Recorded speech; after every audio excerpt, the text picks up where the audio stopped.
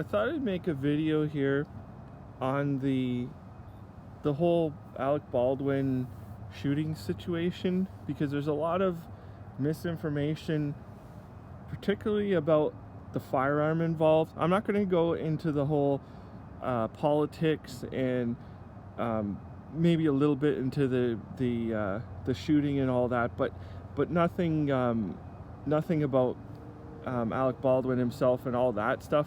I'm just going to talk specifically about the single action army, which we believe is the firearm involved in the shooting, and the misconception that this firearm can misfire or accidentally fire, which is actually not true. It's virtually impossible to misfire this weapon, and I'm going to demonstrate here why I think that. The gun I have at the top is a Chaparral 4440. It's a real firearm, and the one I'm going to demonstrate with is just a toy. It's just a replica, but it functions the same way. And they have, unlike what we know in the shooting that happened, I have safety checked this firearm, and I never load my firearms unless I'm actually at the range shooting. They never take a bullet for anything other than at the range, so they're double safety checked, and the way I handle my guns is in a safe manner. But that's not what I'm trying to discuss here. Anyhow, the way the single action army works is it's a single action firearm in this form, like this, which the gun in the holster should be. If you pull the trigger, nothing happens. It's impossible for the gun to fire. The only way for a gun like this to fire is if the gun is dropped and it hits the hammer, and perhaps a round would go off. That would be an accidental discharge, and obviously no one would be at fault. There's nothing you can do to prevent that if the gun was accidentally dropped. But the only way to fire this gun, and I'll show you on the real version just so you can see I'm not lying, is you pull the hammer back, not like this or this. You have to fully pull the hammer back. There's 4 clicks before that hammer is fully cocked and the gun is ready to fire, which means that if you were doing anything with this firearm, when that gun is fully cocked like this, you know the gun is ready to fire and it could go off at any time. For there to be an accidental discharge or discharge of this firearm, I'll say discharge of it, the actor or person involved would have to have this gun fully cocked like this, and whatever the scene is, I don't know, but then they would also have to point the firearm at something and then trip the trigger. Whatever happens then is, I wouldn't say it's accidental, because when the gun is fully cocked like this and it's pointed at something, it's ready to go. That's we say never point the firearm at something unless you're intending to destroy it, and we know that this was a real firearm. That is part of the controversy, and why someone would, even if they were practicing and thought this firearm was unloaded, why was it needed to be fully, as I'm showing here, fully cocked and then pointed at someone if they were just practicing for some reason?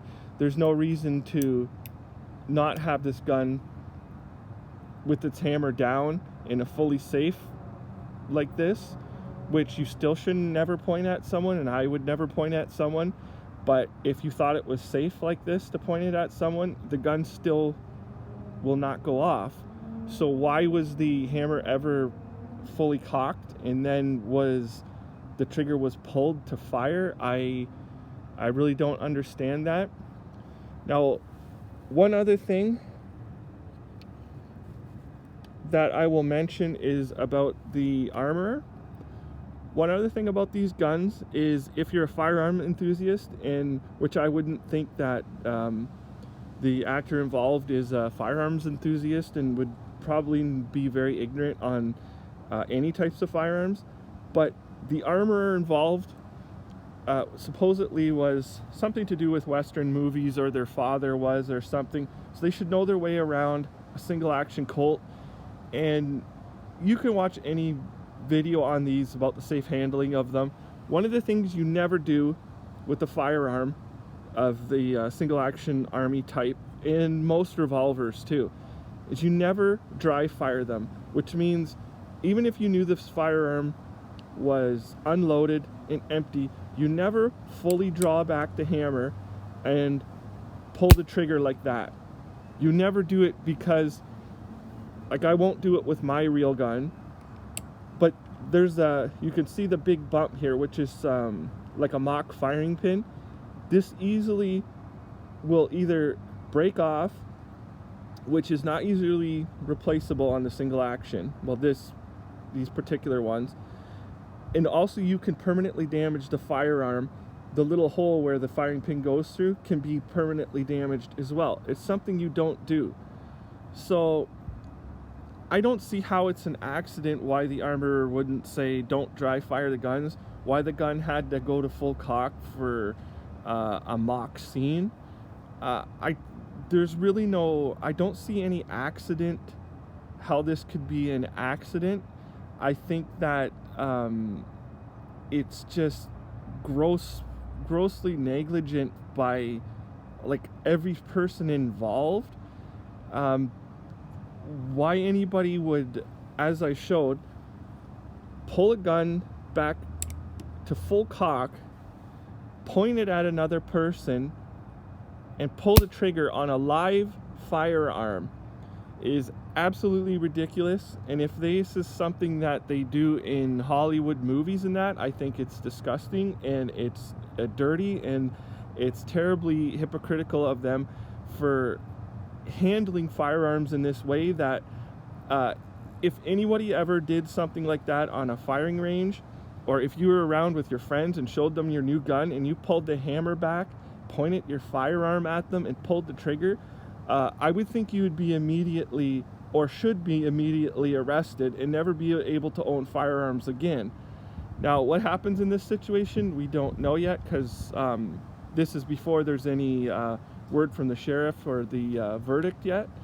But I just want to show that this gun cannot be accidentally discharged or misfired in any way unless you make it that way.